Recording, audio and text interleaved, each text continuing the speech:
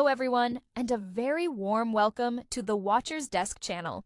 If you enjoy our content, please consider subscribing and hitting that like button. Today, we are going to be discussing the upcoming film, Predator Badlands, to 2025.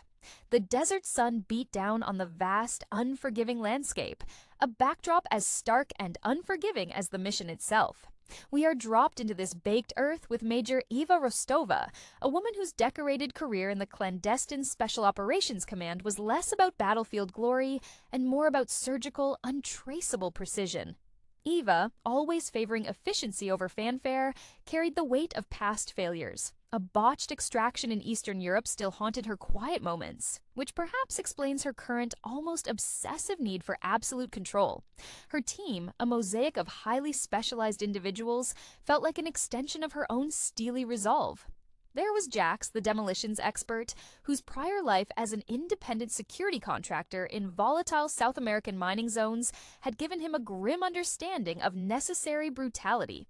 His confidence bordered on arrogance, fueled by an almost supernatural intuition for structural weakness. Then there was Dr. Lena Hansen, the xenolinguist and exobiologist, brought in more as a necessary evil than a true combatant. Lena's background was strictly academic, rooted in obscure Mesopotamian linguistics, but her recent highly classified work on anomalous sonic patterns had caught the attention of the higher-ups, suggesting something far beyond conventional threats lurked in the Badlands. Their objective, thinly veiled, was retrieval, an experimental drone prototype that had gone dark deep within a restricted zone, rumored to be a former testing ground for Cold War bioweapons. The local rumor mill, however, spoke of something else entirely, whispers that Lena nervously tried to catalog as cultural folklore. As the team navigated the treacherous canyons, the first signs of the true nature of their problem emerged, subtle at first. A perfectly sheared metal strut here, an impossible heat signature anomaly there. It quickly became apparent that this was no standard mechanical failure. The oppressive silence of the Badlands was punctuated by sounds that didn't belong, a low, rhythmic clicking that defied simple echo. Rostova's instincts screamed danger, pushing the team to maintain radio silence, a decision that isolated them further. It was Jax who stumbled upon the first definitive proof. A massive tree, hundreds of years old, seemingly peeled open from the inside, the wood fibers stripped away with unimaginable heat. He described it later, his usual bravado momentarily absent, as looking like a giant had used a can opener on the forest. The attack, when it came, was not an assault but a systematic dismantling. It wasn't loud, it was terrifyingly quiet, utilizing the very environment against them. The creature, or creatures, moved with a predatory grace that suggested deep evolutionary adaptation to this specific harsh terrain. Lena realized quickly, matching the residue found on a torn piece of Kevlar to anomalous thermal signatures, that they were dealing with something employing active camouflage far beyond terrestrial technology. The ensuing conflict was a desperate, claustrophobic series of engagements within the ruins of an old, half-buried bunker system, a relic of forgotten human conflict now serving as a temporary refuge. Eva, remembering her mentor's mantra, adapt or become historical footnote, began abandoning protocol, utilizing improvised traps based on Lena's readings of the creature's aversion to high-frequency electromagnetic pulses. In a final, brutal confrontation deep within a subterranean chamber that smelled faintly of ozone and copper, Rostova faced the predator directly. It was larger than intelligence reports suggested, its biomask flickering as it assessed her. Eva didn't fight like a soldier trained for formation. She fought like a survivor who understood that exploiting an enemy's known parameters was the only path to victory. She used the collapsing architecture, the unstable ground that Jax had primed, turning the hunter's advantage, its mastery of the terrain, against it.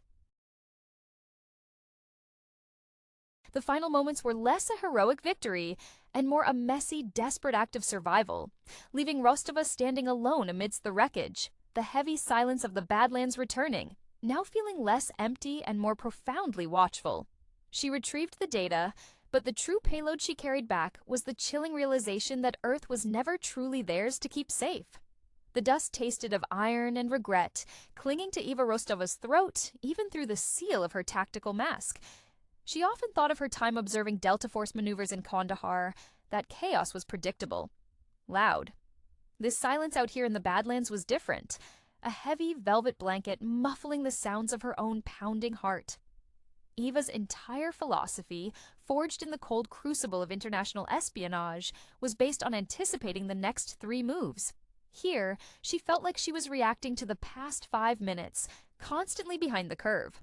The drone retrieval was meant to be a clean sweep, another checkmark on a long list of solved impossibilities for the shadowy agency that funded her existence. Jax, meanwhile, seemed almost rejuvenated by the danger. He wasn't just setting explosives. He was choreographing destruction. His early years, running protection for diamond convoys near the borders of Colombia, had instilled in him a fatalistic amusement regarding death. When he inspected the sheared remains of a communication tower, he didn't reach for a Geiger counter. He reached for a piece of the torn metal, squinting at the edges. "This ain't plasma, Major," he'd grunted, his voice a low rasp over the comms. "This is hungry." His background, steeped in the practical application of controlled devastation, made him dangerously adaptable, a man more comfortable with the immediate consequences of fire than the abstract threat of the unknown.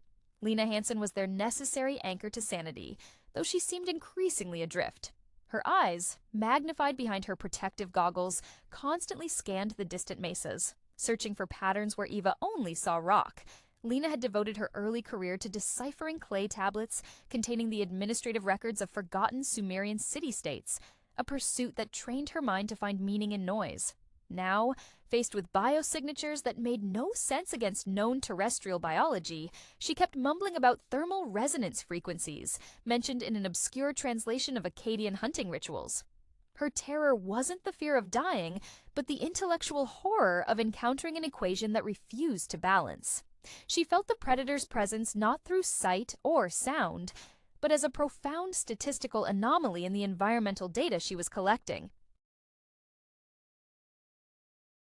When the creature finally presented itself fully to the remaining team members, after Jax had been grievously wounded setting a tripwire meant for something conventional, it was less a monster and more a terrifying act of physics made manifest.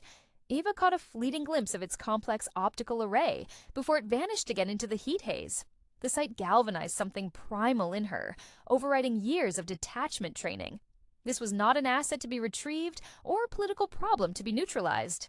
This was a predator operating outside the established hierarchy of life on Earth. Her final decision to overload the remaining EMP charges, sacrificing their only viable extraction route, was purely reactive, a move born of Eva realizing that capturing the creature intact was irrelevant. Survival meant erasing the trace, and if the trace was too complex to erase, then the battlefield itself had to be sterilized. The desert absorbed the resulting shockwave, leaving only the lingering, acrid scent of burned ozone and the heavy knowledge that they had only temporarily inconvenienced a truly ancient form of hunter. The silence that followed the EMP blast was thick, saturated with ozone and the metallic tang of expended energy. Eva stood amidst the debris of the subterranean chamber, her lungs burning with air that felt too thin. Her movements were stiff, economical, the product of long conditioning, but underneath the practiced facade, a cold, calculating fury simmered. The memories of her mentor, a gruff, legendary operative who taught her that sometimes the objective must be sacrificed for the mission's integrity, echoed sharply. Eva hadn't just survived. She had executed a scorched earth policy on a threat she could barely comprehend, a choice that would surely earn her a tribunal, but one she knew was right for the barren expanse around her. Jax, leaning heavily against a cracked support pillar, was a study in controlled agony. His tactical vest was shredded where the predator's energized blade had grazed him, a clean, deep furrow in the composite armor that narrowly missed severing his femoral artery. Before the ambush, Jax had always treated combat like a particularly difficult game of three-dimensional chess, fueled by the adrenaline of past near escapes from cartel strongholds. Now, seeing the sheer, unnatural engineering of their foe, his swagger had been replaced by a grudging awe. He managed a weak smile toward Eva, lifting a hand smeared with his own blood. "Nice fireworks, Major. Almost made me forget I hate quiet places." His greatest fear, it turned out, wasn't the explosive aftermath, but the clean, silent efficiency of his opponent, a mirror image of what he strove to be, only perfected by nature, or something beyond it. Lena, surprisingly, was the least physically harmed, sheltered partially behind a mound of salvaged communications gear. She wasn't looking at the smoking remains of the creature's assumed position. She was staring at a small, obsidian-like shard she'd pried from the wall during the chaos. Her hands trembled, but her voice, when she spoke, held the brittle clarity of a woman who had glimpsed an unspeakable truth. It wasn't hunting for food, Eva, or territory. The energy signatures, they weren't for cloaking or weapons. They were navigational beacons, extremely complex, pulsing outward. It wasn't just passing through. It was mapping. We weren't prey. We were interference.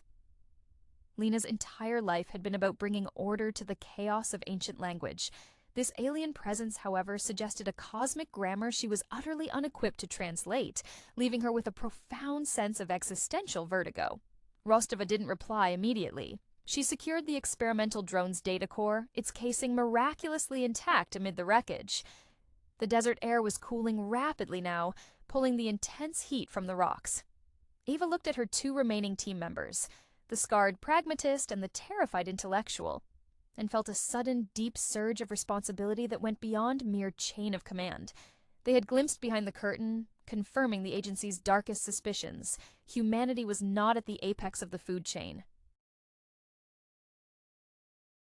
As the extraction helicopter finally broke the sound barrier in the distant sky, a sound brutally intrusive after the night's silence, Eva ensured every piece of evidence that didn't fit into the secure data core was utterly vaporized. The Badlands held its secrets close, and today, Eva Rostova had ensured that a few more of those secrets remained buried beneath the relentless, indifferent sand. The ascent out of the Badlands was a violent jolt back into the world of human bureaucracy and muted colors. Inside the belly of the heavy transport chopper, the air felt recycled, thin, and utterly inadequate to cleanse the gritty reality of what they had faced. Eva sat strapped opposite Jax and Lena, the silence between them no longer born of tactical necessity, but of shared, unspeakable knowledge. She watched the landscape recede, the harsh ochre and rust tones smoothing out into innocuous desert sprawl, a camouflage that worked far too well for her comfort. Her mind was already compiling the after-action report, a masterpiece of omission and carefully curated jargon designed to satisfy her superiors while protecting the terrifying truth from the wider world. She had learned long ago that in their line of work, the cover story was often more vital than the casualty count. Jax, despite the crude but effective field dressing applied to his wound, was watching the rotor wash swirl the sand below with a disturbing intensity. His usual cynicism was muted, replaced by a quiet contemplation that Eva had never witnessed. He'd built his life around predicting explosions, the physics of collapse, the tangible threat. The Predator represented an unpredictable variable that defied his established skill set. He kept flexing his gloved hand, not from pain, but from a lingering need to grasp something solid, something that could be blown up. He mumbled something low to Lena about needing a proper calibration on his thermal optics, a task that felt laughably mundane after facing an entity that redefined heat signatures. Lena, clutching the data core like a religious artifact, was withdrawn into the realm of pure theory. Her earlier intellectual horror had solidified into a focused, almost manic determination. She wasn't just processing data, she was trying to reverse engineer an entire alien ecology from a few anomalous readings and the vague memory of a shimmering outline. She quietly explained to Eva that the energy dampening field she'd noted during the final confrontation suggested the creature was not merely utilizing advanced technology, but manipulating fundamental forces in a way terrestrial science only speculated about. "Major," she stated, her voice unnervingly steady, "the mathematics of its camouflage require a constant, localized energy sink that borders on perpetual motion. We didn't fight an animal. We fought a piece of walking, theoretical physics." Her exhaustion was profound, the kind that comes from realizing the entire scope of one's life's work is built on incomplete axioms. As the chopper banked sharply towards the designated rendezvous point, a sterile, underground facility miles away from any prying eyes, Eva pulled out a single, heavily encrypted satellite phone. She wouldn't report verbally. The digital record was too traceable. Her message, coded in a 16-character sequence that hadn't been updated since the fall of the Berlin Wall, simply read, "Retrieval confirmed. Threat level escalated. Recommend Level 9 containment protocols activated immediately. Recommend full environmental quarantine of Sector Gamma 4. She stared at the small screen until the text vanished, knowing that the bureaucratic machine she served would now grind slowly toward an incomprehensible response, while the true shadow of the Badlands followed them home, carried in the silence between three terrified survivors. The sterile white of the agency's subterranean debriefing room felt aggressively artificial, a stark contrast to the rich, dangerous palette of the desert they had just left.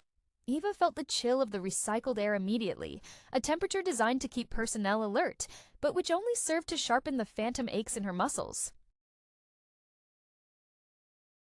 Her superiors, shadowy figures represented only by flickering holographic projections hovering above a polished obsidian table, demanded data, but Eva offered only curated ambiguities. She recounted the successful drone recovery, a technical success, while deliberately downplaying the extraordinary effort required, painting the resistance as mere hostile indigenous interference, a term vague enough to satisfy political requirements without admitting to cosmic horror.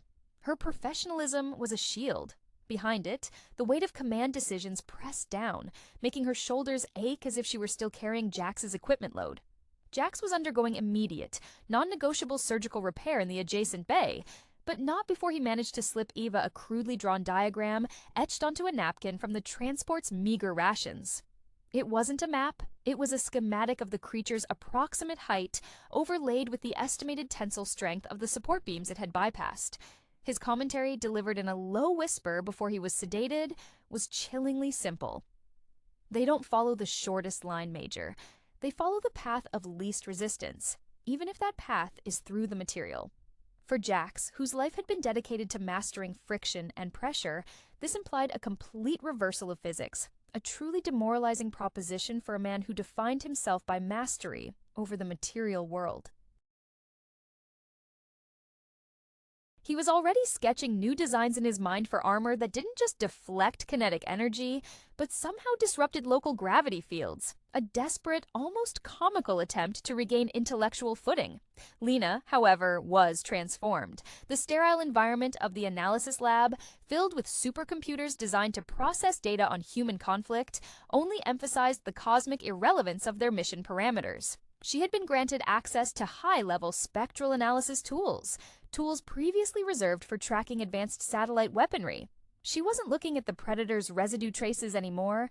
She was feeding the navigational pulse patterns into ancient, forgotten linguistic databases, trying to find correlations in non-human communication structures.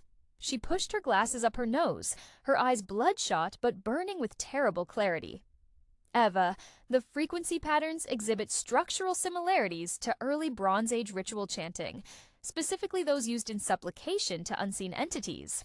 It's not random, it's structured communication directed at something else. We weren't just hunted, we were categorized as irrelevant noise, polluting a highly specialized broadcast signal. For Lena, the hunt for meaning was now existential.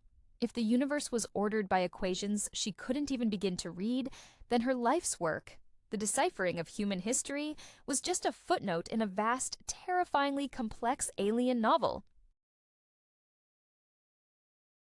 Eva watched Lena, realizing that the biologist was teetering on the edge of a professional breakdown, induced not by fear of death, but by the unbearable magnification of the unknown. The debriefing room lights hummed with an irritating constancy that seemed designed to erode focus. Eva found herself intensely aware of the small, almost invisible scar above her left eyebrow, a souvenir from a mission years ago where she'd learned that bleeding internally was often more dangerous than external wounds. As she fielded the holographic projection's rapid-fire inquiries regarding the drone's operational integrity, the only metric they seemed to value, Eva felt a profound disconnect. Her narrative was smooth, rehearsed, focusing on thermal stress fractures and the drone's unexpected resilience, deliberately sidelining the biomechanical impossibility of their actual adversary. She offered the required casualty report, only minor personnel injuries, and saw the projections nod with satisfied, non-committal agreement. They wanted a clean resolution to a messy problem, and Eva was expert at packaging debris.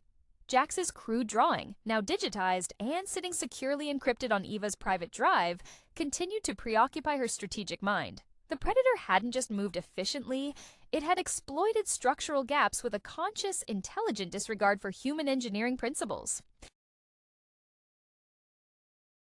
This suggested a level of environmental parsing that went beyond even the most advanced machine learning algorithms Eva had encountered in her counterintelligence work. She pictured Jax, the man who could dismantle a fortified bank vault with a bucket of plastic explosive and a pocket watch, now wrestling with the concept of an opponent that treated concrete as mere suggestion. It was the ultimate irony. The demolition expert humbled by a hunter whose weaponry was apparently intrinsic to its very biology, a living embodiment of physical law bent to predatory will. Lena's revelation, however, struck deeper into Eva's carefully constructed reality. The idea that they were not the target, but mere static interrupting an ancient signal, reframed the entire encounter from a hunt to an act of ecological annoyance. Eva remembered the sheer, unnerving speed of the creature's retreat after the EMP, not fleeing injury, but breaking contact with an imposed signal interference. Lena's academic background, rooted in the rigid structures of dead languages, suddenly made her the most qualified person to interpret this alien taxonomy. Eva recalled Lena's meticulous analysis of cuneiform tablets detailing celestial cycles. If the Predator's navigation mirrored ritualistic patterns, it implied a cycle, a return, a cosmic schedule Eva's agency was entirely blind to.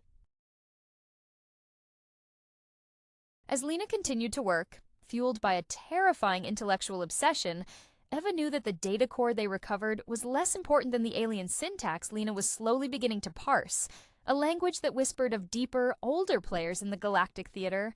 The threat wasn't the presence of one alien, it was the realization that vast, ancient infrastructures were operating right over humanity's head, using Earth as a navigational waypoint. The extraction team was dispersed, the paperwork filed, and the official narrative cemented. A successful operation against rogue paramilitary forces attempting to hijack advanced technology. Eva Rostova was granted the sterile commendation she expected, the kind that felt like a polite shove toward the next impossible assignment.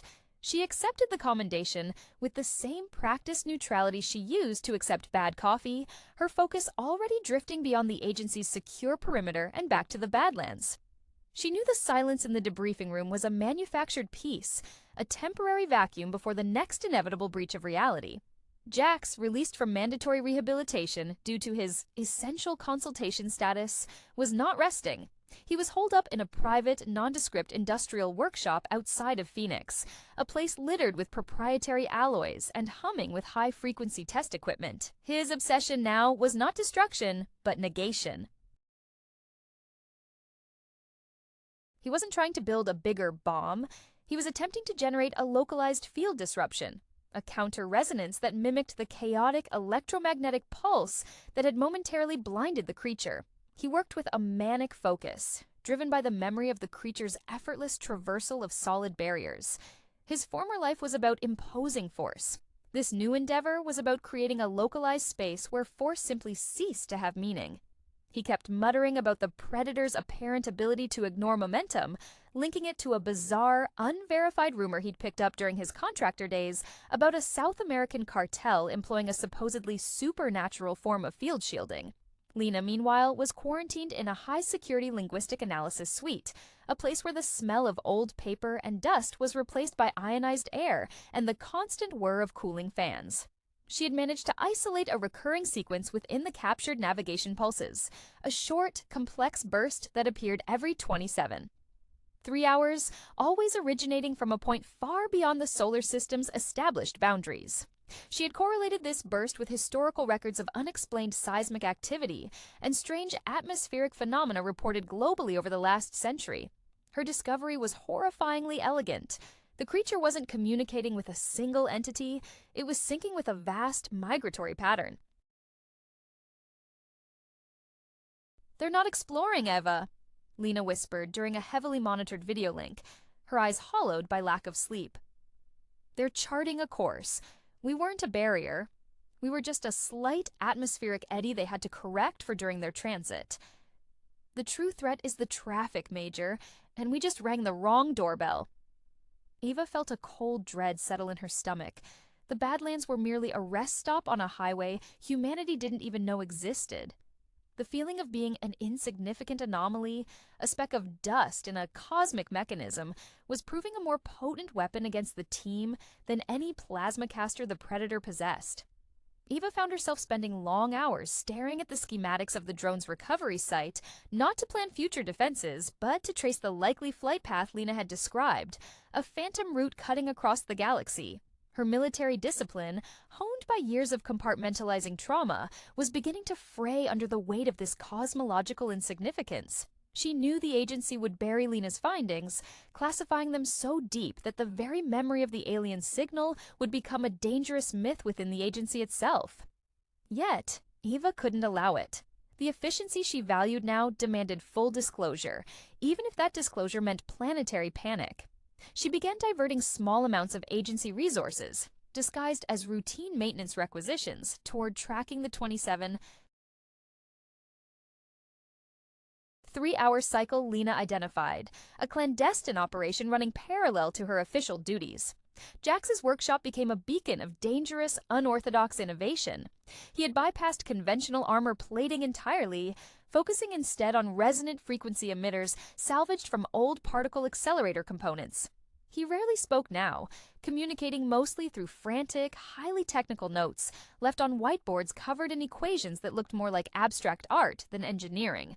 When Eva visited, bringing him specialized power cells that the agency wouldn't miss for weeks, he didn't look up. "If the hunter ignores mass, Major," he rasped, his voice hoarse from breathing in metal dust, "then we don't fight mass. We fight the space around the mass." He was attempting to create a localized stutter in reality, a pocket of interference designed to force the predator into manifesting physically, even if it meant catastrophic energy feedback. His fear had morphed into a defiant desire to force the enemy to fight on human terms, an act of stubborn pride against the incomprehensible. Lena, buoyed by the sudden validation of her fringe linguistic theories, had become almost euphoric in her isolation. She was finding eerie parallels between the navigational pulses and forgotten Sumerian astronomical texts that detailed cycles of celestial cleansing.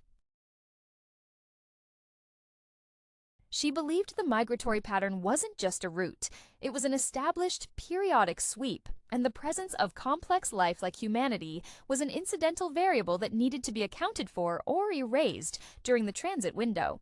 She confided in Eva that she felt she was standing at the threshold of genuine universal knowledge, a terrifying prize that might cost her sanity to hold. "They don't hate us, Eva. Hate requires focus. We are just dust motes in the spotlight of something immense. The question isn't how we fight them. The question is how we make ourselves relevant enough to be ignored." Eva looked at the thin, brilliant woman and recognized a fellow survivor, one who was choosing to embrace the absurdity of the situation rather than surrender to the fear of it. They were three broken instruments, yet perhaps, together, they could still produce a disruptive enough sound to warn the world of the impending celestial traffic jam. The air in Lena's quarantined lab crackled, thick with the scent of overtaxed electronics and the cold energy of revelation. Eva watched Lena work, the biologist's intense concentration a fragile bubble against the suffocating certainty of their predicament. Lena had mapped the signal periodicity onto a projected astronomical model, and the results were devastatingly clear. The energy spikes didn't just correlate with old Earth myths, they perfectly tracked the perihelion approach of a hypothesized Oort cloud object, something colossal that shouldn't exist based on current solar system dynamics. "They aren't just navigating through space, Major," Lena explained, tapping a stylus against the holographic projection, her voice carrying the brittle edge of obsession. "They're riding the gravitational wake of something massive, using celestial mechanics as their infrastructure. The Badlands contact wasn't random, it was near a major junction point along this projected transit corridor." Eva felt a chill that had nothing to do with the lab's climate control. Her career had been defined by neutralizing threats on a localized geopolitical scale. Now, she was effectively monitoring extraterrestrial logistics. In Phoenix, Jax had moved past theory and into a realm of dangerous, hands-on experimentation. He'd managed to jury-rig a portable emitter the size of a large suitcase, humming ominously with stored power. His workshop was a disaster zone, but his eyes, though bloodshot, held a razor focus. He'd found a brief window in Lena's data, a split second where the predator's cloaking field had flickered during the energy spike, and deduced that the concealment mechanism required a constant, rhythmic energy exchange with the local environment. His device wasn't designed to hurt the creature, but to starve it, to force it into a state of physical manifestation long enough for human weapons, however conventional, to matter. When Eva checked in, Jax demonstrated the emitter's effect on a block of dense titanium. The metal didn't heat up or explode, it simply seemed to blur, its surface briefly losing definition before snapping back. "It's like skipping a stone on water, Major," Jax said, wiping sweat from his brow. "We make the water too rough for them to skip across." His pragmatic approach, rooted in the tangible world of force and impact, was his only defense against the abstract terror of the encounter. Eva, operating with dual agendas, found herself relying less on the agency and more on the volatile synergy between her two compromised experts. She secured a secure communication channel, not for official reports, but for a desperate, unofficial exchange with a single trusted former colleague, an astrophysicist who'd been marginalized years ago for proposing radical theories about non-baryonic matter. Eva fed him sanitized coordinates based on Lena's transit path, framing the request as a deep space surveillance anomaly. She knew the implications. If her colleague confirmed the existence of a massive inbound gravitational anomaly coinciding with the Predator's migratory schedule, the truth would be too large for the agency to contain, even if they tried. Eva's final act of defiance was preparing for the inevitable confrontation that would follow the next signal pulse. She wasn't trying to save the world anymore. She was simply ensuring that when the real cavalry arrived, whoever they were, they wouldn't find easy pickings or a neatly packaged cover-up left by Major Eva Rostova. The hunt was over. The vigilance had just begun. The clandestine data exchange with the astrophysicist, Dr. Aris Thorne, felt like casting a message in a bottle into a galactic storm. Eva had sent the sanitized coordinates and the temporal signature, a breadcrumb trail designed to look like an intriguing, if highly speculative, orbital anomaly. Now, she waited in the tense quiet of a secure agency safehouse, the beige walls of the room mirroring the blandness of her official facade. Her patience, a commodity usually measured in milliseconds during a hostile engagement, was now stretched thin, governed by Thorne's expected response time across multiple encrypted backchannels. She felt the weight of their shared secret, a burden that made the standard issue sidearm on her hip feel ridiculously inadequate. The years she'd spent navigating human deceit had ill-prepared her for the existential weight of cosmic truth. Jax's progress was both exhilarating and terrifying. He had successfully managed to force the portable emitter to sustain the stutter effect for a full 3 seconds, the resulting energy discharge causing localized magnetic fields to violently collapse. He contacted Eva not with technical results, but with a philosophical breakthrough born from exhaustion and proximity to impossible physics. "It's not just about disrupting the cloak, Major," he'd explained, his voice tight with fatigue over the secure line. "It's about imposing a localized expectation on physics. If we can create an area where the rules they rely on don't apply, they're just expensive meat sacks in funny masks." His early career, spent mastering the predictable forces of conventional explosives, had gifted him a unique understanding of what it meant when the laws of physics bent, a skill now being turned against the entity that broke them so easily. He was preparing to deploy the emitter manually, deep within a network of abandoned Cold War tunnels near the suspected convergence zone, a suicide mission disguised as field testing. Lena's breakthrough was definitive and chilling. Cross-referencing the migratory pulse with deep-sea geological surveys, she found that every major seismic event recorded in the last 50 years, the ones officially attributed to tectonic shifting, occurred within a specific tolerance radius of the Predator's projected transit line. The implication was staggering. The sheer mass or energy required by the migrating entities was subtly, but predictably, disturbing the Earth's crust as they pass through the solar system's periphery. "They aren't just passing through," Lena stated, her voice hollow with triumph and despair. "They are part of a monumental, recurring cosmic tide. The Badlands incident was minor turbulence, but the next convergence, Eva, the next one aligns perfectly with a projected high-impact celestial body trajectory. We aren't seeing a hunter. We are seeing the wake turbulence of a galactic shipping lane." Her greatest fear, the inability to catalog and understand, had been overcome, replaced by the greater terror of absolute comprehension. Eva knew, looking at the exhausted brilliance in Lena's face, that the deciphering of this alien grammar had irrevocably broken the human context of their lives. The shadows weren't coming from the desert anymore. They were descending from the deep void. The confirmation from Dr. Thorne arrived not as a data file, but as a single, heavily encrypted 3-word message appended to an innocuous astronomical observation report. "Anomaly confirmed. Massive." Eva read the message on a secure tablet in the dead of night, the low glow illuminating the lines of tension etched around her eyes. The confirmation was both validation and a death sentence. Thorne, bless his academic integrity, had seen the gravitational signature align precisely with Lena's extrapolated transit window. This was no longer a matter of local defense. It was confirmation of humanity's place in the periphery of a far grander and profoundly indifferent cosmic order. Eva immediately recognized the bureaucratic danger. If the agency discovered her unsanctioned communication, her career would end in a black site. If they found out about Thorne's independent verification, the ensuing panic would shatter their fragile grip on global stability. Her next move had to be decisive, operating entirely outside established chains of command, leveraging the very skills that made her an invaluable and dangerous asset.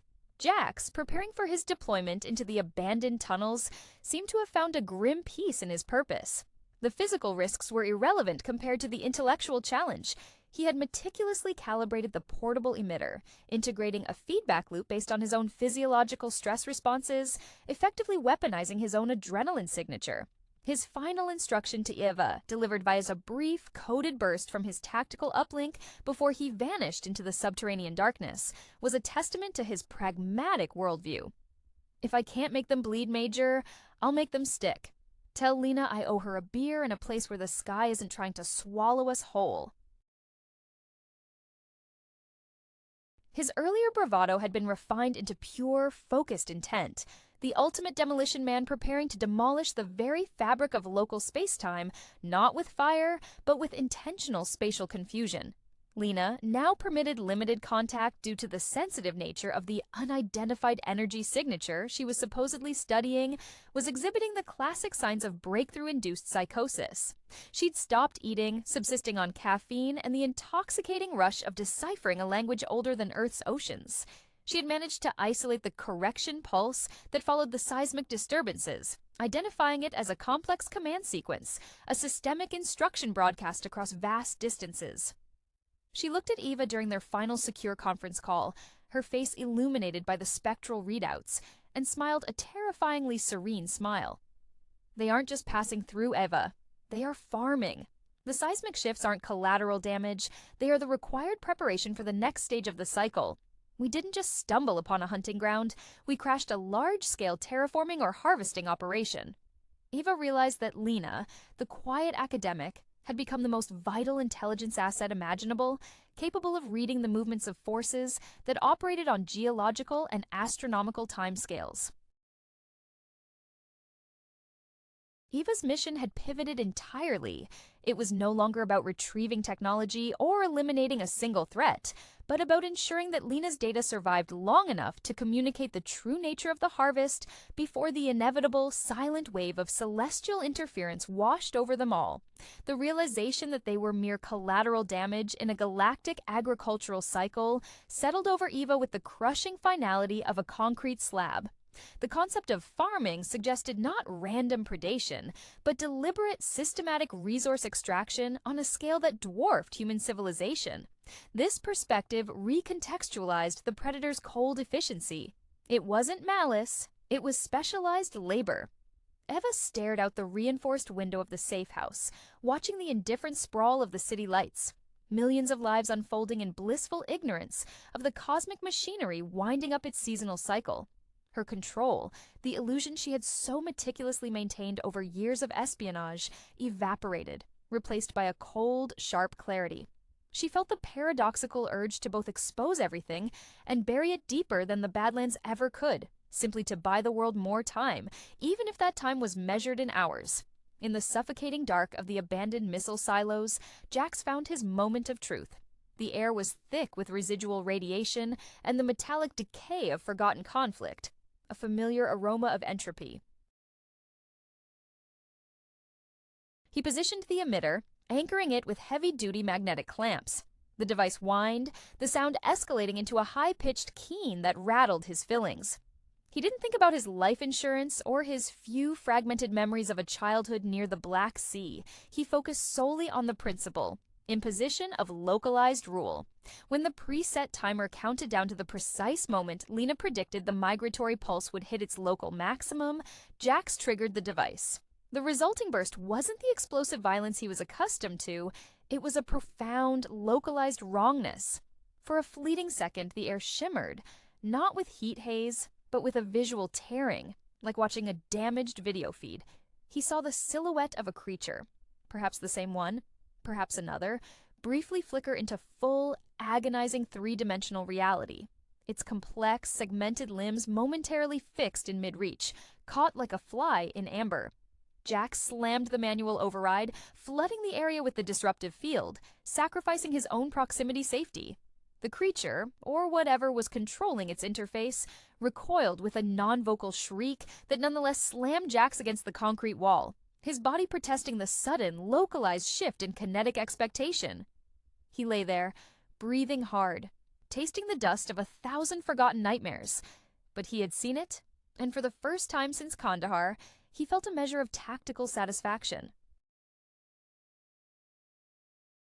Lena, witnessing the energy spike Jax initiated through the remote sensor feed, gasped, a sound of pure intellectual ecstasy laced with terror.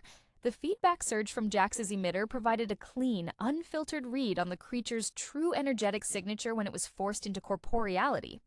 She didn't analyze the power levels. She analyzed the underlying structure of the recoil. "It's a language of reaction, Eva," she cried, frantically inputting the data stream into a secure, private server she'd built outside agency monitoring range. The moment Jax forces it into the physical, it broadcasts a sequence of distress, a request for remote recalibration from the larger system. It's calling for automated backup. This wasn't just a reconnaissance drone, it was a mobile node in a vast cosmic network. Lena looked at the blinking indicator light signaling Jax's location, a beacon now broadcasting an SOS into the void, and understood the terrifying escalation. They hadn't just interfered with the harvest, they had tripped a planetary proximity alarm. The dust of the Badlands was about to be joined by the inevitable heavy response of the Galactic maintenance crew. The cinematic landscape of 2025 welcomes Predator Badlands, a film that attempts to re-engage with the visceral core of the franchise while simultaneously carving out a distinct, sun-scorched niche for itself. This installment wisely steers away from the often overcomplicated mythology building that plagued some earlier sequels, instead doubling down on the primal cat-and-mouse dynamic that defined John McTiernan's original masterpiece. The setting, a vast, desolate expanse reminiscent of the American Southwest, after some unspecified ecological collapse, immediately establishes a tone of desperation and unforgiving environment, shifting the familiar jungle claustrophobia for an open-air siege where cover is scarce and the heat itself feels like an adversary. The central narrative thread focuses on a collection of disparate survivors led by former Special Forces operative Marcus Rook Thorne. The casting choice here is crucial. The actor, drawing on the stoic, hardened intensity often associated with military roles, perhaps echoing the grounded realism favored by veterans of films like Zero Dark 30, or even the understated grit of an earlier generation's action heroes, manages to convey competence without resorting to superheroics. Thorne is not an invincible machine. His survival hinges on tactical intelligence and a profound understanding of asymmetrical warfare, skills honed not just in training, but perhaps through traumatic real-world deployments that left him perpetually scanning the horizon. The introduction of the Yautja, the Predator, is handled with impressive restraint. For much of the first act, the creature remains a persistent, almost mythological threat, evidenced only by impossible kills and unsettling acoustic anomalies within the dry canyon winds. This slow burn contrasts sharply with the creature features of the 2010s, respecting the audience's intelligence and allowing the tension to ferment. When the creature finally reveals itself, the design thankfully leans back toward the practical, muscular look of the 1987 iteration, shunning the overly armored, sometimes cartoonish aesthetics of recent iterations. The decision to utilize a more naturalistic camouflage effect, perhaps influenced by the creature feature cinematography of directors who prioritize shadow play over digital clarity, makes its appearances genuinely startling. What elevates Badlands beyond mere homage is the thematic exploration of resource scarcity mirroring the hunt. These survivors aren't merely hiding. They are fighting over dwindling water caches and decaying technological remnants. The Predator, in this context, ceases to be just a trophy hunter and becomes a gruesome metaphor for the ultimate apex predator responding to an imbalance in the ecosystem, a natural cull. The film suggests that when humanity strips its environment bare, only the most ruthless among all species will thrive. The action sequences, while infrequent, are brutally efficient. There is a notable sequence involving a desperate attempt to secure an old radio tower. Here, the direction employs shaky cams sparingly, opting instead for wide, clear framing that emphasizes the vastness of the landscape and the precision of the predator's movements. It recalls the sharp, almost balletic violence found in the best sequences of filmmakers who prize clarity in choreography, perhaps drawing inspiration from the kinetic energy of certain Asian action cinema overlaid with American grit. The supporting cast is uneven, as is common in survival narratives. But one standout is the mechanic-turned-reluctant strategist, whose background in jury-rigging complex systems provides the necessary counterpoint to Thorne's direct combat expertise. Her reliance on improvised traps and environmental manipulation mirrors the cleverness displayed by the early Dutch Schaefer crew in utilizing the jungle against the alien. Ultimately, Predator Badlands succeeds because it understands its own limitations and strengths. It strips away the galactic politics and the convoluted lineage charts, returning the core concept to its purest form: a highly evolved hunter facing intelligent, desperate prey in an environment that favors cunning over brute force. It is a film less concerned with expanding the lore and more focused on delivering a lean, sweat-drenched, and satisfyingly tense experience, reminding us that sometimes the best sequel is the one that feels most like a forgotten sibling of the original. The emotional core of Badlands resides in the pervasive exhaustion etched onto the faces of the survivors. Thorne, our protagonist, carries the weight of command not as an inherent authority, but as a burdensome necessity. We see moments, usually at the periphery of the frame during brief respites around a sputtering fire, where his composure cracks just enough to reveal the ghosts he carries. A fleeting look toward the unseen horizon that speaks volumes about losses incurred long before the Yocha arrived. This is not the swagger of an action hero. It is the grim vigilance of a man who knows that relaxation is merely a precursor to disaster. The actor plays Thorne with a physicality that suggests constant, low-grade pain, every movement economically conserving energy, which makes his eventual explosive outbursts of defense all the more impactful. The landscape itself acts as a relentless antagonist, and the cinematography truly captures this arid hostility. The color palette is dominated by desiccated ochres, bleached whites, and harsh, unforgiving shadows, making the predator's thermal vision an almost welcome, if terrifyingly objective, counterpoint to the blinding glare the humans endure. The sound design is equally masterful in crafting this suffocating atmosphere. Beyond the familiar, unsettling whirring and clicking of the alien, the film emphasizes silence, the unnatural absence of birdsong, the crunch of dry earth underfoot, the rasp of dry throats, heightening the audience's anticipation for any sound that breaks the desolation. The interaction between the surviving humans is fraught with the tension endemic to survival scenarios, where trust is the most expensive commodity. There is a young scavenger, perhaps too young to have known the world before the collapse, whose desperate attempts at scavenging technology sometimes inadvertently draw unwanted attention. This character serves as a crucial emotional barometer, their fear often palpable enough to force Thorne into making morally ambiguous choices to protect the group's overall viability. Her arc, moving from reckless opportunism to cautious, disciplined teamwork, reflects the film's broader theme of necessary societal recalibration under extreme duress. When the confrontation with the predator finally shifts from evasion to direct engagement, it's less a shootout and more a series of desperate, territorial skirmishes. One sequence features the hunters attempting to draw the creature into an area rigged with makeshift explosive traps, devices cobbled together from corroded fuel cells and scavenged wiring. The sequence's brilliance lies in its amateurish execution. These aren't Hollywood explosions, but desperate, sputtering flashes of light and smoke that rarely deter the alien but serve to momentarily disorient it, showcasing the ingenuity born of utter necessity rather than superior technology.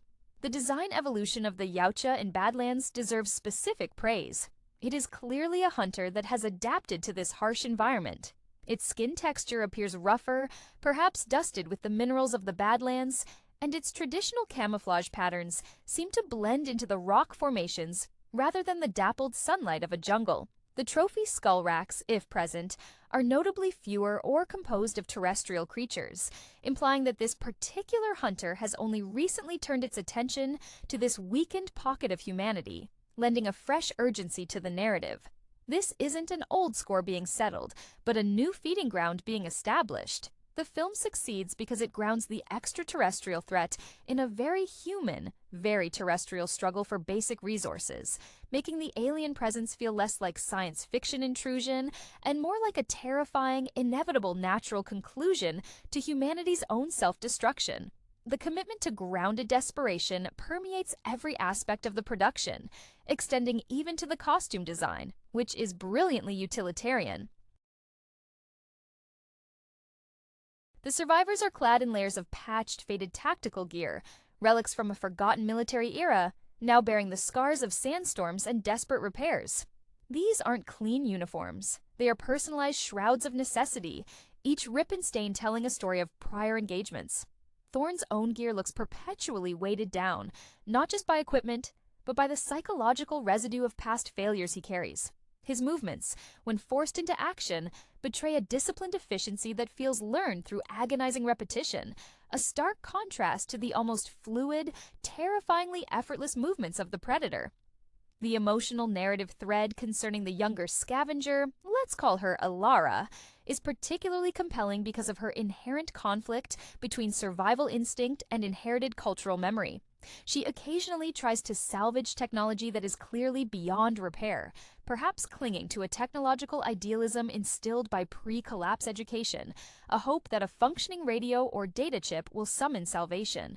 Thorne constantly has to crush this idealism, often through harsh words or by physically steering her away from time-consuming, futile efforts. This dynamic forces the audience to confront whether hope is a necessary fuel for survival or merely a fatal distraction when facing a superior foe. The film leans heavily into environmental storytelling.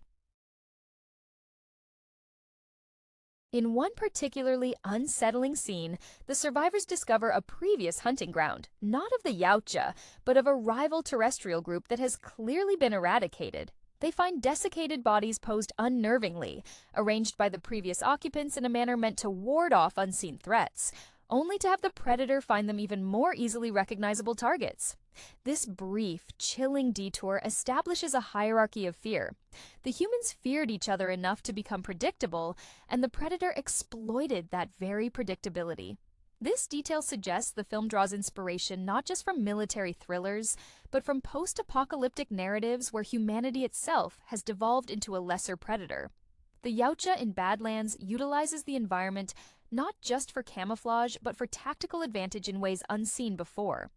Instead of simply stalking through foliage, this iteration seems to employ minor seismic disruptions, perhaps small controlled ground tremors generated by specialized boots or equipment, to subtly shift sand dunes or dislodge rock slides, creating calculated diversions or bottlenecks for the prey.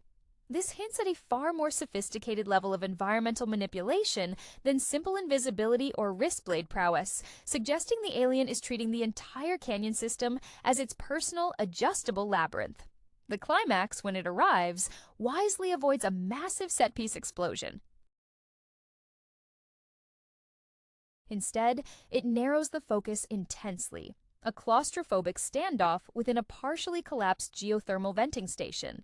The intense heat and steam from the vents ironically provide the human survivors with their only reliable cover against the predator's thermal vision, forcing the alien to rely more on sound and scent, its less dominant senses. This final confrontation is not about overpowering the creature, but about outsmarting it within the constraints of a hostile environment they have learned to exploit. Thorne's victory, if one can call it that, is achieved through self-sacrifice and a perfectly timed environmental trigger, resulting in a muted, desperate survival rather than a triumphant vanquishing, reinforcing the film's core philosophy. In the Badlands, winning means simply enduring long enough to see another sunrise, even if the cost is everything else. The lasting impact of Predator Badlands is cemented not in the spectacle of its violence, but in the lingering silence that follows the final confrontation. The resolution, stripped of bombast, leaves the audience with a profound sense of ethical ambiguity. Thorn's survival, bought at the price of near total emotional and physical depletion, is hardly a victory in the traditional sense. He hasn't saved humanity, he has merely ensured the continuation of one small, broken unit within a dying ecosystem. This lingering emptiness recalls the stark, unsentimental endings of classic westerns, where the hero rides off into the sunset, not toward glory, but toward an uncertain and likely desolate future, reflecting a thematic debt to genre pictures that prioritize atmosphere over triumphalism. Elara's transformation throughout the narrative provides the faint echo of forward motion. Having shed her technological naivete, her final actions reveal a chilling pragmatism honed by the alien intrusion. If Thorn represented the disciplined soldier adhering to old-world tactical frameworks, Elara embodies the necessary evolution of the survivor, one who understands that the rules of engagement shift constantly in the face of existential threat. Her acquisition of a single, non-functional piece of the Predator's discarded technology, perhaps a shard of its armor or a damaged optical lens, is symbolic. It's not a weapon, but a souvenir of hard-won knowledge, signifying that the future belongs to those who can rapidly assimilate the capabilities of their adversaries, even if only conceptually. The film's true antagonist, the environment, is subtly re-emphasized in the epilogue. As the camera pulls back from the immediate aftermath, we see the perpetual, slow creep of the desert, reclaiming the temporary human foothold. The scarcity that drove the initial conflict, the lack of water, the unrelenting sun, remains unchanged, perhaps even intensified by the disruption of the recent battle. This suggests a cynical reading of the entire conflict. The Yautja was merely an accelerated catalyst for the inevitable collapse, a biological pressure gauge confirming that humanity had already forfeited its dominance simply by exhausting the resources required to sustain it. The film asks whether defeating a monster matters if the world itself remains monstrous. Furthermore, the subtle implications regarding the Predator's presence offer room for deeper reflection. The subdued nature of this specific Yautja suggests it was either a scout, an exile, or a predator operating outside the established hierarchies hinted at in previous installments. Its relatively simple equipment and tailored environmental adaptation suggest a singular focus, untroubled by the grand galactic politics that often bog down ensemble creature features. This focused intensity gives the film an intimacy often lost when the stakes are scaled too large.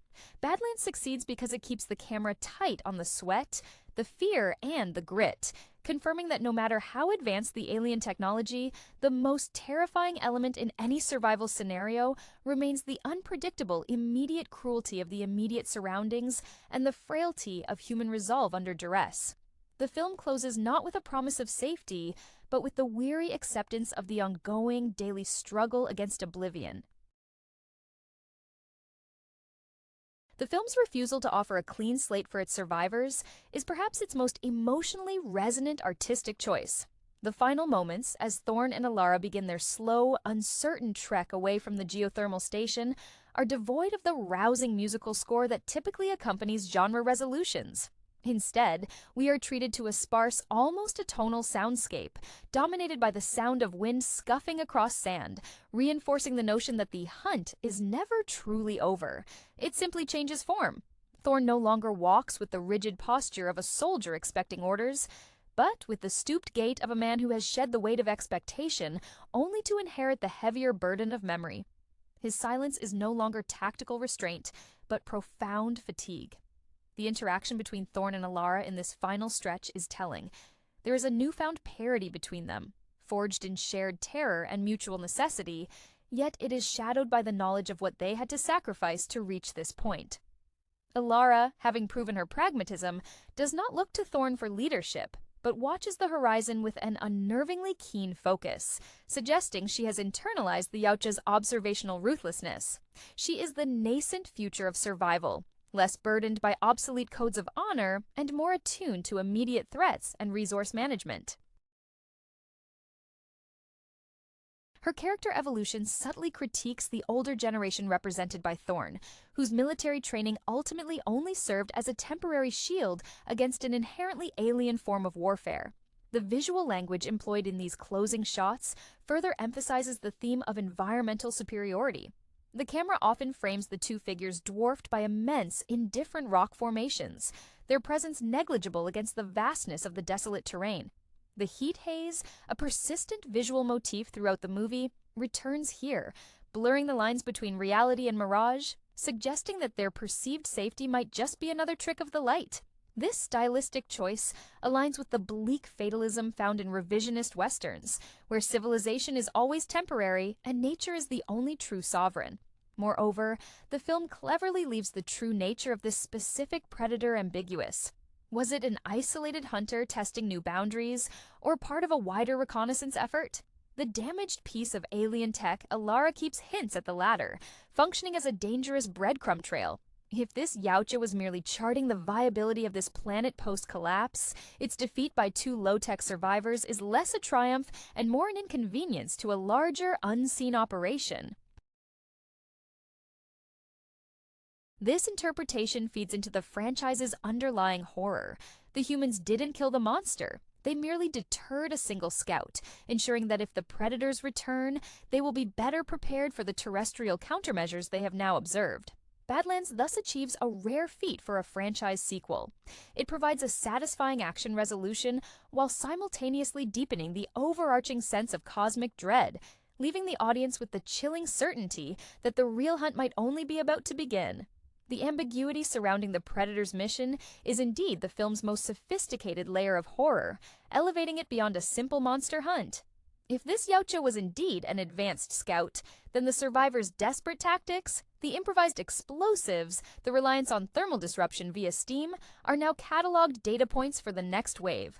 Thorne's eventual fate, however, seems inextricably linked to the very trauma he fought to escape. There is a subtle but significant moment near the end where he touches a deep, poorly healed scar on his forearm, a gesture that communicates a weary familiarity with pain, suggesting that the battle with the alien has merely replaced one set of ghosts with a newer, sharper set. His survival is less a victory and more a continuation of his curse, to be perpetually aware of the threat lurking just beyond the visible spectrum. Thorne's relationship with Alara solidifies into a surrogate father-daughter dynamic that never quite achieves sentimentality. He teaches her operational necessity. She teaches him, inadvertently, about resilience unburdened by obsolete doctrine. When Ilara finally claims the piece of alien debris, it is not done with youthful exuberance, but with the grim focus of a predator securing a useful marker. This act signals a psychological shift. She has moved from being prey, reacting to the environment, to becoming a potential player in the ongoing cosmic game, even if she doesn't yet know the rules. Her survival hinges on adopting the alien's ruthlessness while maintaining a core of human protectiveness, a precarious balance that the film explores beautifully through nonverbal cues, a shared glance across a dry riverbed that communicates volumes about risk assessment. Visually, the film continues to exploit the extreme conditions. The use of practical effects for the alien remains a masterstroke, particularly when the creature is damaged. Instead of the usual pristine green blood, the Yautja's ichor appears to react chemically with the dry, mineral-rich soil, perhaps oxidizing into a dark, reddish-brown sludge that quickly dries and blends with the sand. This detail grounds the extraterrestrial entity in the terrestrial reality of the Badlands, making its biology seem less like an abstract sci-fi concept and more like another harsh element of this particular ecosystem. The visual message is clear. Even the apex hunter is subject to the laws of the immediate environment. Ultimately, Predator Badlands functions as a searing commentary on human preparedness. The survivors failed because their prior training, Thorne's military discipline, Alara's theoretical knowledge was designed for conflicts among humans against predictable adversaries. The Yautja exploited the very foundation of human strategy, pattern recognition, and expectation. The film's bleak success lies in its demonstration that when the playing field is reset to zero, when technology fails and nature reasserts its dominance, the only worthwhile skill is the brutal, flexible cunning to exploit momentary weaknesses. It leaves the audience with a cold comfort. The Badlands have purged the weak, but the ones who remain are now fundamentally altered, perhaps even dangerously adapted to a world where the next hunt is inevitable. The pervasive atmosphere of dread in the final reels is magnified by the film's deliberate avoidance of showing the wider world. We are kept entirely within the confines of this sun-blasted crucible, a narrative choice that mirrors the psychological state of the survivors. Their world has shrunk to the immediate horizon and the next necessary action. The lack of context regarding the ecological collapse that preceded the story, whether it was environmental war, plague, or slow societal decay, is a strength. It frames the Yautja not as an external invasion, but as a final, savage consequence of an already failing system. This aligns with a specific strain of dystopian filmmaking that suggests humanity's ultimate undoing will be self-inflicted, with the aliens simply serving as the final epitaph. Thorne's final moments of action demonstrate a near-perfect synthesis of his past and his present reality. His ability to rapidly calculate the structural integrity of the aging venting station, a skill rooted in demolition training, combined with Ilara's knowledge of thermal dynamics from scavenging energy components, shows a necessary, painful evolution of collaboration. The moment he uses himself as bait, not through bravado, but through calculated positioning, is heartbreakingly effective. It is a soldier's duty taken to its final, illogical extreme, sacrificing the skilled asset to ensure the survival of the adaptable successor. The actor imbues this decision with immense weight, suggesting he views this act not as heroism, but as the necessary closing of a chapter he no longer has the energy to write. The sound design shifts dramatically in the very last sequence after the creature is neutralized. The intense, scalding hiss of the steam vents fades, replaced by a silence so profound it feels almost pressurized. In this void, we hear Ilara begin to methodically strip salvageable components from the inert Yautja husk. Her movements are precise, quiet, and utterly devoid of reverence or fear. It is pure resource extraction. This action is the film's ultimate statement on the transformation of humanity in the Badlands. The mythic monster has been reduced to raw materials, its awe stripped away by the necessity of survival. She is no longer mourning the lost world, she is inventorying the resources of the conquered one. The lingering visual metaphor centers on dust. In the original Predator, the jungle concealed and the rain washed things clean. Here, the desert offers no such respite. Everything, the human survivors, the alien remains, the meager cache of water, is quickly being coated in a fine, pervasive layer of grit. This dust is the ultimate equalizer, signifying the transient nature of any victory. It suggests that the film's true victory condition is not defeating the alien, but simply persisting long enough to become part of the landscape, eventually to be buried beneath the same indifferent strata that covers everything else. Predator Badlands is a grim meditation on endurance, asserting that in the face of overwhelming, inexorable forces, be they alien or ecological, the only true triumph is the brief, desperate exertion of will before succumbing to entropy. The thematic richness of Badlands is deeply tied to its exploration of obsolete heroism versus necessary pragmatism, a dichotomy personified by Thorne and Ilara. Thorne, representing the ingrained mentality of formalized conflict, found his skills ultimately insufficient against an opponent that played by geological timescales rather than military protocol. His adherence to protecting the asset, even when the asset is a fledgling survivor like Ilara, is a final, poignant demonstration of his outdated code. His sacrifice feels less like a plot device and more like the exhaustion of a specific historical blueprint for warfare. The actor plays this resignation masterfully, forgoing any grand final speech for a look of profound, almost peaceful finality, as he commits to his calculated end. Ilara's subsequent actions, the methodical dismantling of the Yautja, are not acts of vengeance, but of forensic engineering. Her initial desire to simply scavenge useful energy cells transforms into a focused study of the creature's internal mechanics, indicating that her future survival strategy will rely on weaponizing the knowledge gained from the enemy itself. This detail suggests an evolutionary leap in human defense mechanisms within this post-collapse world. Survival requires understanding the biology and technology of the superior threat, rather than merely overpowering it.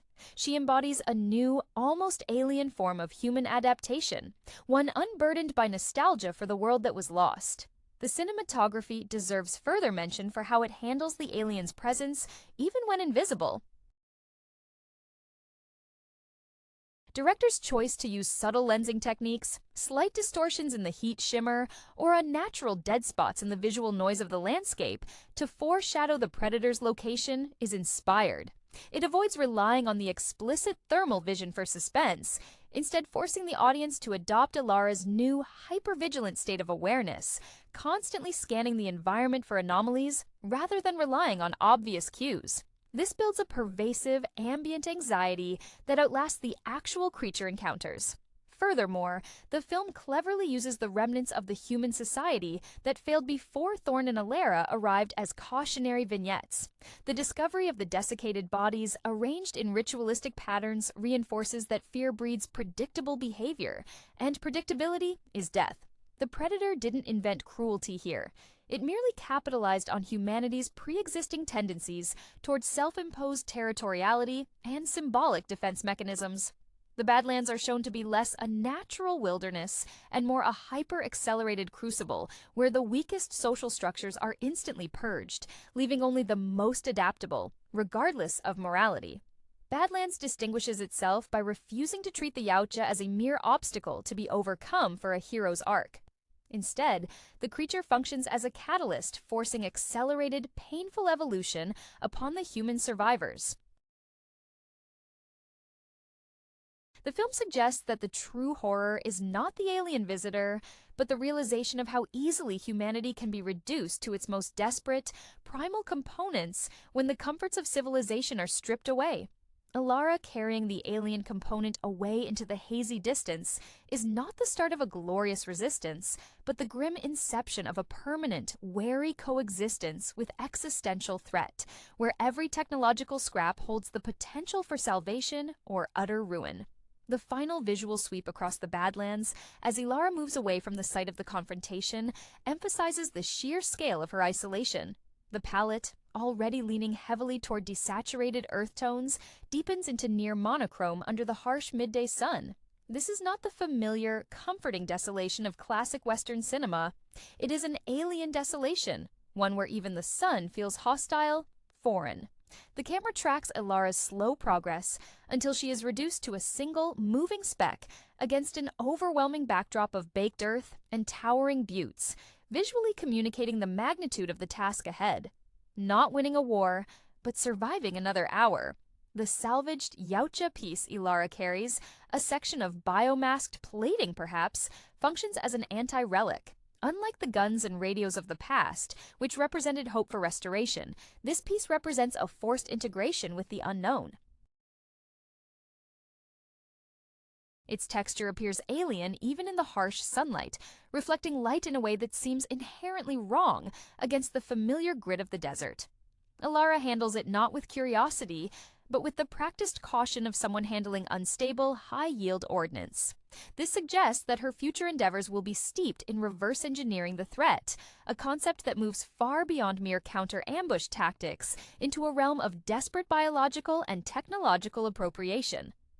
Thorn's legacy, such as it is, rests entirely in the silent education he provided. His final, selfless act ensures that the knowledge of discipline, the need for tactical awareness and conservation of energy, survives, but without his rigid adherence to the code of honor that ultimately rendered him vulnerable. Elara is free from that honor code.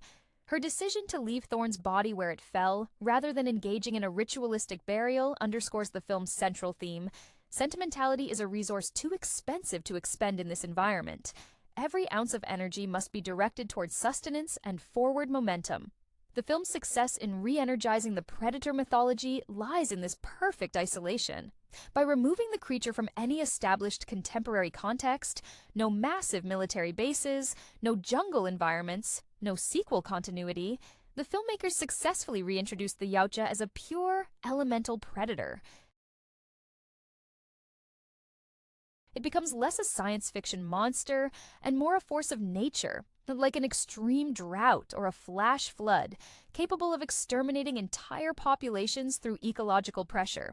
The Badlands themselves become the ultimate laboratory where only the most ruthlessly efficient organisms can continue the biological cycle. In conclusion, Predator Badlands operates effectively as a lean, mean allegory. It strips the franchise down to its core tension, the hunter versus the hunted, and places that conflict in a crucible that demands absolute adaptation. The film's emotional resonance comes from witnessing the painful, necessary sacrifice of outdated human morality in the face of true existential otherness. The final image is not one of relief, but of grim transformation. Humanity, represented by Ilara, learning to wear the skin of its fears to survive the unending, quiet apocalypse. The true artistry of Badlands emerges in the film's commitment to showing the corrosive effect of prolonged high-stakes survival on the human psyche, moving beyond mere physical hardship. Thorn and Ilara's brief alliance functioned under the intense pressure cooker of immediate threat. But the moment that catalyst, the Yautja, is removed, the very foundation of their trust begins to degrade. This is subtly illustrated in their distribution of the meager remaining resources recovered from the geothermal station. Thorn, driven by the ingrained habit of command, automatically allocates resources based on perceived need for continued operational capability, water rationed for long-term movement. Ilara, however, assesses resources based on immediate energy return and portability, hoarding high-density caloric bars even if it means slightly less water for the immediate journey. This is not selfishness. It is the fundamental divergence between a soldier trained for sustained campaigns and a scavenger trained for immediate exploitation. The film wisely avoids having them immediately clash over this, but the tension manifests in their silences. Their shared glances are no longer about mutual reassurance.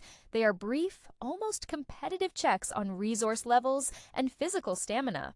The audience understands that this relationship has a finite shelf life, dependent entirely on the absence of another, greater threat. Should another Yautja appear, or even a rival band of scavengers, their alliance would instantly dissolve into a struggle for the limited supplies they now possess.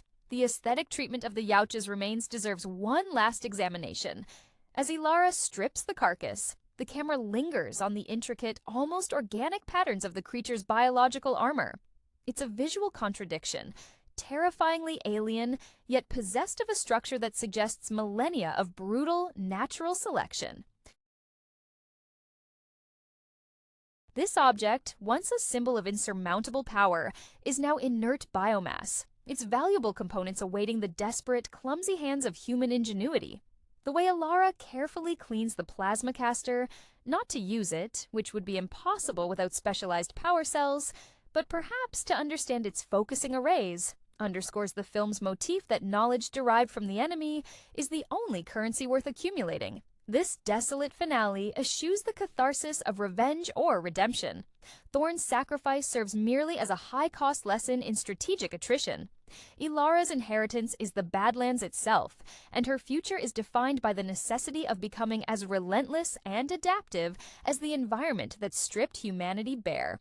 The film posits that the only way to survive an apex predator is not to kill it, but to become adept at reading its signs, understanding its migratory patterns, and utilizing the very terrain it inhabits against it. Predator Badlands ultimately functions as a brutal, minimalist parable. Humanity did not lose because the aliens were stronger. It lost because it was too slow to adapt to the new, harsh rules of engagement dictated by a dying world. Ilara walks on, not victorious, but irrevocably changed, carrying the weight of alien technology into an unknown future defined by scarcity and vigilance. The lingering ambiguity of Ilara's future success is what truly distinguishes the film's conclusion from typical action fare. Her methodical stripping of the Yautja husk serves as a potent symbol of cognitive assimilation. She is not just salvaging metal, she is dissecting a philosophy of dominance. The narrative implies that her ultimate survival will hinge on her ability to bridge the gap between human desperation and the aliens' sheer predatory efficiency. Where Thorn was constrained by the ethics of his past service, Ilara operates in a moral vacuum dictated solely by viability. This lack of inherited restraint is presented as her greatest potential strength in this new, unforgiving era. The visual contrast between the human figures and the landscape is consistently employed to underscore their vulnerability. Thorn, even in his final moments, remained defined by the sharp, angular lines of his military training, a structure imposed upon the environment. Ilara, however, begins to adopt the visual language of the Badlands itself. Her movements become less rigidly vertical and more horizontal, hugging the contours of the rock formations, mirroring the camouflage strategies she witnessed the predator employ. Her skin, exposed to the relentless sun, takes on the same parched, leathery texture as the canyon walls, suggesting a physical merging with the hostile setting. The film subtly positions the predator as a force that preys on narrative predictability. The previous group of scavengers, with their ritualistic displays, were legible threats to each other, and thus easily legible to the alien intelligence. Thorn, by trying to employ established military stratagems, fell into a similar trap of predictable countermoves. Elara's unpredictable nature, her willingness to abandon salvage for safety, her quick pivot from idealism to brutal pragmatism, is the only variable the Yautja could not easily calculate. Her survival is a testament to the unpredictable chaos that pure desperation breeds, a chaos that transcends codified training regimens. In the score's deliberate absence during the final trek, the audience is left solely with the soundscape of the environment and Elara's labored breathing. This sonic austerity forces a psychological immersion. We are not being told how to feel about her survival, we are experiencing the raw, unromanticized effort required to simply continue existing in a world optimized for extinction. This is perhaps the most profound homage Badlands pays to the original. Both films recognize that true terror is not found in the monster's roar, but in the deafening silence that follows when the fight is done and one is left alone to survey the damage. The film ultimately argues that the apex predator in the Badlands is not the Yautja, but the slow, crushing weight of an exhausted planet. The lasting emotional resonance of Badlands hinges on the film's refusal to grant Elara any immediate sense of accomplishment or safety. Her solitary journey outward from the geothermal vent is framed not as an escape, but as a shift to a new, equally perilous hunting ground. The film establishes a cyclical understanding of existence here. Life is simply the interval between one threat and the next. As Elara moves, the camera utilizes long, steady tracking shots that emphasize her increasing integration with the landscape. She no longer looks back at the wreckage. Thorn is already an integrated resource, his body decomposing to feed the immediate ecosystem, his memory a harsh tactical lesson internalized. This internalization is visible in her demeanor. The wide, fearful eyes that characterized her early scavenging attempts have narrowed, replaced by a piercing, almost clinical focus. Her physical movements are no longer characterized by the frantic energy of the desperate, but by the slow, deliberate economy of a creature conserving its limited caloric output for maximum effect. When she pauses to drink water from her scavenged canteen, the act is clinical, almost ritualistic, stripped of any fleeting pleasure. Water is not a refreshment, but a fuel requirement, and savoring it is a dangerous indulgence. The final, chilling touch provided by the design team concerns the lingering impact of the Yautja's presence on the environment itself. Where the jungle floor in prior films might show scorched earth, the Badlands reveal a subtle chemical alteration. Certain rock surfaces near the kill site seem unnaturally vitreous, almost like hastily melted glass, evidence of superheated plasma residue reacting with the silicate-rich desert soil. This visual scar serves as a permanent geological warning sign, a landmark that Elara instinctively avoids in the future, demonstrating that the fight has left behind wounds that transcend typical biological decay. The very earth has been wounded by the alien weaponry. The narrative subtly suggests that Elara's true adversary is no longer the Yautja, but the memory of Thorn's noble failure. She is actively rejecting the heroism that cost him his life. Her choice to discard the heavier, more obvious pieces of Thorn's military gear, keeping only the essentials like his hardened knife, is a visual metaphor for shedding obsolete ideology. She is slimming down her operational profile, recognizing that in the Badlands, vulnerability is often conferred by the baggage of the past. Badlands concludes not with a fade to black, but with a gradual dissolution of visual clarity. As Elara disappears into a dust storm kicking up against a low ridge, the kind of storm previously established as capable of obscuring vision for hours, the screen is overtaken by the swirling ochre and white particles. The audience is left listening to the sound of the wind howling through the lens, a sound that blends seamlessly with the mechanical whirring and clicking that characterize the predator's stealth approach. This auditory ambiguity suggests that the line between the alien threat and the environment has blurred completely. Elara may have survived the hunter, but she has become inextricably bound to the hunt, perpetually listening for the sound that separates the wind from the whisper of the ultimate predator. The film leaves the audience with the unsettling impression that the surviving human is now just another, slightly more complicated, piece of the Badlands' harsh, self-regulating cycle. Hello everyone, and a very warm welcome to the Watcher's Desk channel. If you enjoy our content, please consider subscribing and hitting that like button. Today, we are going to be discussing the upcoming film, Predator: Badlands, 2025. The desert sun beat down on the vast, unforgiving landscape, a backdrop as stark and unforgiving as the mission itself. We are dropped into this baked earth with Major Eva Rostova, a woman whose decorated career in the clandestine Special Operations Command was less about battlefield glory and more about surgical, untraceable precision. Eva, always favoring efficiency over fanfare, carried the weight of past failures. A botched extraction in Eastern Europe still haunted her quiet moments, which perhaps explains her current, almost obsessive need for absolute control. Her team, a mosaic of highly specialized individuals, felt like an extension of her own steely resolve.